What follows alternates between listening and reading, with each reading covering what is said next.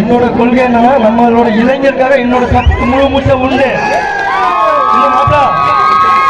ஒன்றும் பண்ண முடியாது அலப்பற தாண்டாயிருக்கிறான். ஏய் அர்ரா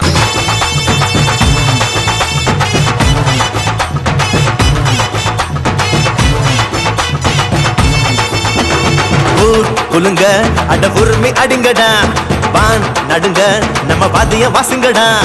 கம்ப்யூட்டர் கருவியில் நாங்க கொம்புதும் ஒலி வருமா, டிஸ்கோத்தே ஆட்டத்தில் இந்த ஒயிலாட்டம் சொகம் வருமா.